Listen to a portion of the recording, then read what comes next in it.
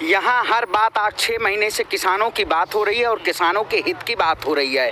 जो ये मौजूदा सरकार तानाशाह बैठी हुई है, इसके खिलाफ हम जो किसान यहाँ रोडों पे बैठे हुए हैं। आज देश में आप देख रहे होंगे, देश में कोरोना जैसी वैश्विक महामारी फैली हुई है, लेकिन भारतीय जनता पार्टी के केंद्रीय कार्यालय पे आप देखिए 7 साल का जश्न मनाया जा रहा है।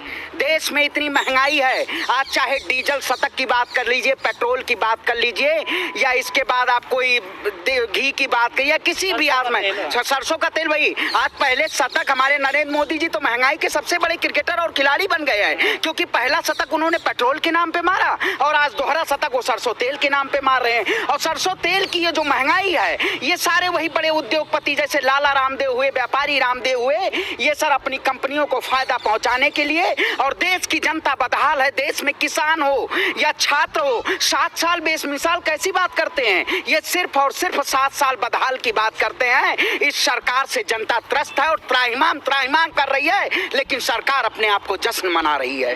त्राहिमाम कितना करे, वोट तो फिर भी देती है ना। टाइम आप देखिए, आप बताइए, धर्म और मजहब के नाम पे जिसके दिलों में है उसको कहा जा सकता है ना, लेकिन इनके दिमाग पर चढ़ चुका है। ये दिमाग पे ये जहर हो गया है। ये जहर पालक के अंधभक्त की बात करते हैं। अंधभक्त तो अपने बाप को बाप कहने के मजबूर है, वो बाप को बाप नहीं मानते। अब उनका क्या करेंगे ऐसे व्यक्ति का। आप इंटेलेक्चुअल लोगों की आवाजों को दबा रहे हैं। आने वाले वक्त में ये भारतीय जनता पार्टी जो काम कर रही है, डेमोक्रेसी वर्सेस ऑटोक्रेसी का काम होगा।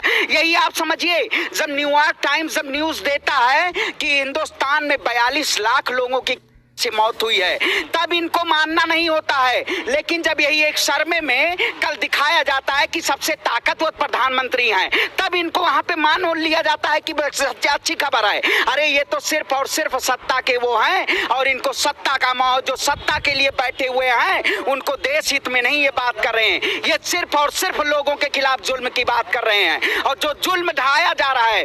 आज शिक्षा स्तर, साक्षरता के नाम पे देश में अगर योग्य लोग होंगे तो डेमोक्रेसी भी मजबूत होगी, लेकिन ये सरकार वही चाह रही है कि सिर्फ और सिर्फ लोगों को, युवाओं को। आपने कल देखा होगा नताशा नरवाल, जो एक एक्टिविस्ट, सोशल एक्टिविस्ट है, उनकी आवाज को ये दबा दिया जाता है, उनको जेलों में वो किया जाता है, बंद कर दिया जाता है। क्रांतिकारियों को जेलों में बंद कर दिया जाता है, युवाओं को जेलों में बंद कर दिया जाता है, लेकिन जिसके ऊपर आपराधिक मुकदमे हो, इनको आज जेल के बाहर और संसद भवन और विधानसभा में बैठे हुए हैं। ये सरकार ऐसे सत्ता की बात करती है। एडीआर की रिपोर्ट कहती है सबसे ज्यादा भ्रष्ट भारतीय जनता पार्टी में है विधायक। 117 अपराधी विधायक हैं इस समय। एडीआर की रिपोर्ट देख लीजिए।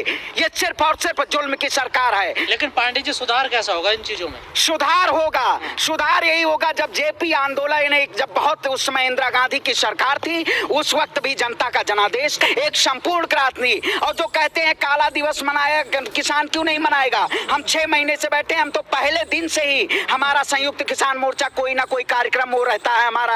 अभी 5 तारीख को भी कानून हमारा, जो 6 महीने ये सरकार के जून में ही कानून लाया था, 1 साल पूरे हो रहे हैं। अब उस कानून के हम कागज को जलाएंगे, क्योंकि वो देश के किसानों के हित के लिए नहीं है। आप एमएसपी नहीं दे पा रहे हैं, एफआरपी नहीं दे पा रहे हैं, गन्ने का मूल्य नहीं। 15 दिन अभी आप उत्तर प्रदेश में चले जाइए, मिलें बंद हो चुके हैं, लेकिन अभी किसानों के गन्ने के मूल्य के भुगतान नहीं हुआ है। ये सिर्फ और सिर्फ अपने स्वार्थ की सरकार है।